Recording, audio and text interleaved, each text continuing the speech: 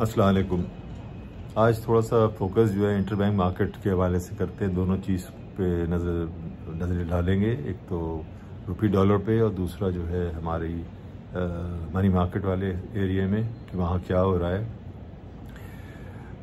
पाक रुपी जैसा आपने देखा है कि तकरीबन 287 के अराउंड ये स्टेबल हो गया। ग्रेजुअली वो 10-10, 20-20, 30-30 पैसे जो है वो थोड़ा सा स्ट्रॉन्ग मतलब गेन कर रहा है पाक रुपी। अच्छा, उसकी वजह यही है, हालांकि शायद लोग हैरान हो कि IMF का जो है वो अभी तक कोई सिलसिला वहाँ सुना नहीं गया है और वहाँ से कंफर्मेशन कोई नहीं है। दिन करीब आते जा रहे हैं। 30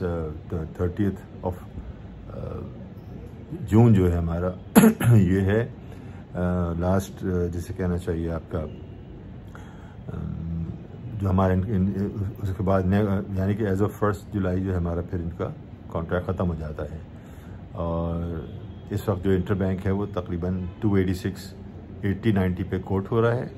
और इसी तरह हमने ये देखा जो पैरेलल मार्केट यानी कि एक्सचेंज कंपनी के जो रेट्स हैं वो भी पिछले दिनों नज़र आए ड्रॉप होते हुए, यानी कि वो तकरीबन आप समझिए कि गैप नैरो हो गया है 290 के अराउंड। उसका एक बेस पॉइंट आप लगा लीजिए कि कोट तो थोड़ा सा वाइड हो रहा होगा 2-4 रुपए के हवाले मतलब कि डिफरेंस है, लेकिन एक ही ये काफ़ी डिप किया है और अच्छा खासा इसके अंदर हमने देखा कि पाक रुपी जो उसने तकरीबन over the period of time ये जो पिछले दिनों आप 2-3 हफ्ते में इसने कोई अराउंड 10-12 रुपये जो है गेन किया है, which is again a good sign.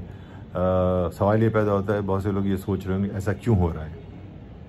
एक इसकी वजूहत तो यही है कि दो चीज़ है। एक तो बैलेंस वे में, जैसे मैं आप लोगों को बार इस बात का जिक्र कर चुका हूँ कि अब आप जो इंपोर्ट है कोई एग्रेसिवली हम इंपोर्ट नहीं कर रहे हैं, और उसी तरह जो हमारी जो एक्सपोर्ट्स भी डिप हुई हैं और रॉ मटेरियल परचेजिंग वाला जो फैक्टर है कि हम वो बाई करते हैं तो उससे प्रेशर आता है, तो वो उसमें आपको गुंजाइश मिली है।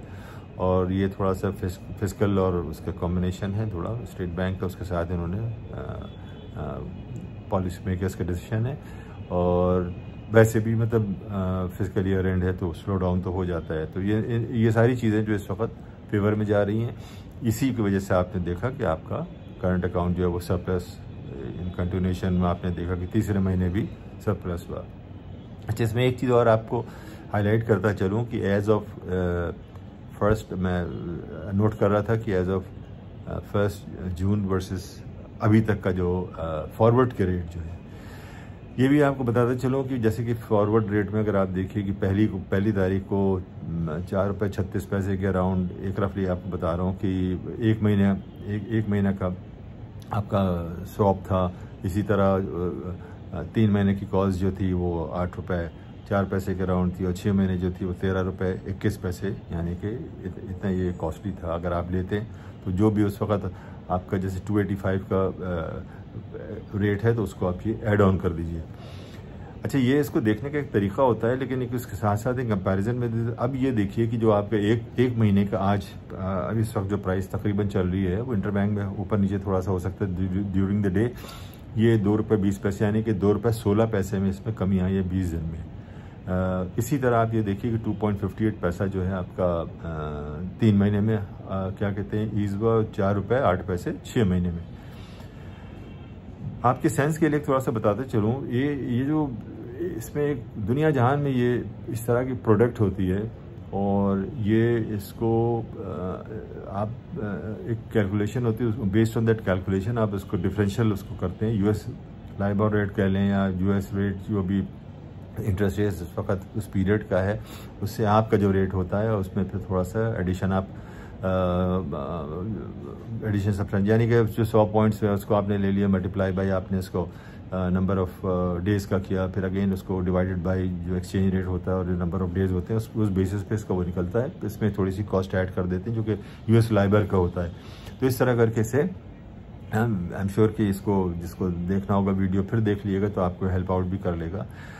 अब जैसे मिसाल के तौर पे जो एज ऑफ नाउ वो ले लेते हैं कि आप देखिए आपका पॉलिसी रेट जो है वो 21% है, ठीक है। पहली तारीख को जो बेस्ड ऑन 6 महीना 13-21 था वो 10% पे आने के था।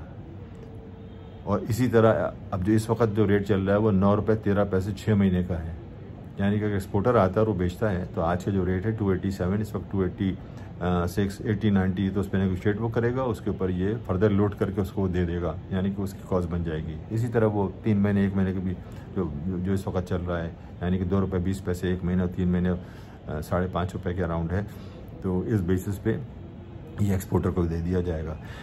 तो ये जो इंटरेस्ट डिफरेंशियल है ये इतना नैरो डाउन हो गया है कि आप देखिए 7% और 10% अभी इस वक्त जो 10% से गैस के पहली तारीख से 7% हो गया। और एक आपको इसमें आर्बिट्रेज की भी बड़ी एक फैसिलिटी, और ये एक वजह थी जिसकी वजह से आपने पास में भी देखा कि ये बड़ा अट्रैक्ट कर रहा था किसको, हमारी जो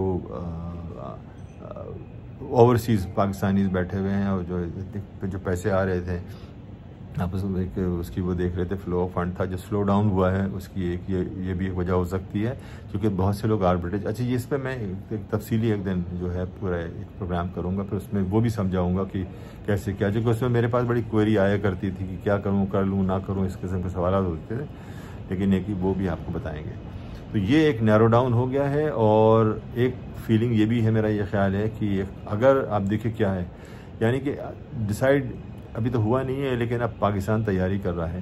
तैयारी इन द सेंस कि आपने अभी प्राइम मिनिस्टर का भी जो देखा होगा, जो स्टेटमेंट्स हैं अपने, जो फाइनेंस मिनिस्टर का भी है, चूँकि अब आपके दिन तो देखिए थोड़े रह गए हैं, आज 20 तारीख है, यानी कि आज आप गए 2 दिन निकले, उसके बाद सैटरडे संडे आ गया, और आपका जो ओवरऑल है ये क्या कहते हैं, फिर वो अगला हफ्ता जो होगा उसमें ऐसे ईद हॉलीडेज आ रहे हैं, तो सारी चीज़ें वो रुक जाएंगी। अब IMF की तरफ से डिक्लेरेशन आना है जो भी है कि वो उन्होंने क्या डिसीजन लिया। तो ये प्रेशर एक हफ्ते 10 दिन की बात है। उसके बाद जो है देखिए फिर ये फ्री हो जाएंगे, क्योंकि वो तो फिर ख़त्म हो जाएगा। तो ख्याल ये है, अब लोग ये डरे हुए हैं कि ऐसा ना हो कि रुपया कहीं बहुत करेक्ट कर जाए, क्योंकि रुपया तो देखिए ना, टेक्निकली अगर आप देखें वो एक अलग चीज़ है कि रिजर्व आपके डिप की, और मैंने उसको भी कल बड़ा तफसीली समझाया था, अगर आपने मिस किया उसको दोबारा सुनने की कोशिश कीजिए। तो वो उसको देखते हुए और रियल इफेक्टिव एक्सचेंज रेट यानी कि रीर जिसे कहते हैं, उसको देखते हुए काफ़ी गुंजाइश 87 पर रीर है, यानी कि वो 100 का बेंचमार्क होता है कि उसके बाद खदशा होता है, तो उसमें गुंजाइश निकल आती है। तो ये करेक्ट हो सकता है, रुपए जो है इसके अंदर आप वो रखिए, काफ़ी मार्जिन है। और फिर आपको पता है इलेक्शन ईयर भी है, और क्या कहते हैं उसके साथ साथ उसकी भी तवक्को है, तो कोई भी हुकूमत हो उस चीज़ को, तो इसको करने में तो मैं नहीं समझता कि गुंजाइश उनके पास है इस वक्त, क्योंकि टेक्निकली अगर आप उसको देखिए तो टेक्निकली तो स्पेस है। और वो दूसरी बात है रिज़र्व का क्या होता है। रिज़र्व का यही है कि आपको और पैसे, चुके देखिए फ्रेंडली कंट्री से भी मिलना शुरू कर दिया, बातें भी शुरू कर दी, इंटरैक्ट ये कर रहे हैं, उसे हो क्या कह सकता है। देखिए होने का तो उसमें आप कंसेशन उससे जाहिर सी बात है आपको मिल सकता है, आपको उसके अलावा जो बार्टर की बात हो रही थी उसमें कुछ आप थोड़ी सी एक्टिविटी हो सकता देखिए ज़्यादा हो गया, और फिर ऑयल और बाकी चीज़ों की डिफर्ड पेमेंट भी हो सकती है, यानी कि वो इन सब चीज़ों का अगर आपको पेमेंट ना करनी हो तो आपके पास तो रूम तो निकल आएगा, चूँकि आप ऑलरेडी इम्पोर्ट जो है वो देखिए कम कर रहे हैं। तो ये तो एक ओवरऑल सिनेरियो इस साइड पे हो गया।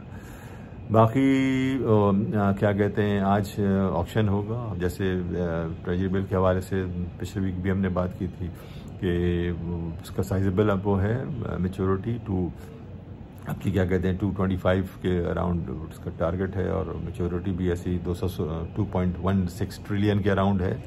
तो और एक्टिविटी भी हमने देखी, स्टेट बैंक ने भी ऑक्शन जो है वो OMO इंजेक्शन जो है वो 4 दिन का और 2 दिन का, जो उसमें ये होता है कि उसके लिए वो पर्चा चाहिए होता है टीबिल, यानी कि तो टीबिल जो शॉर्ट टर्म में आपके पास अवेलेबल है या नहीं है, वो भी डेट्स मैच करनी पड़ती है, तो वो भी देखा जाता है उस हिसाब से।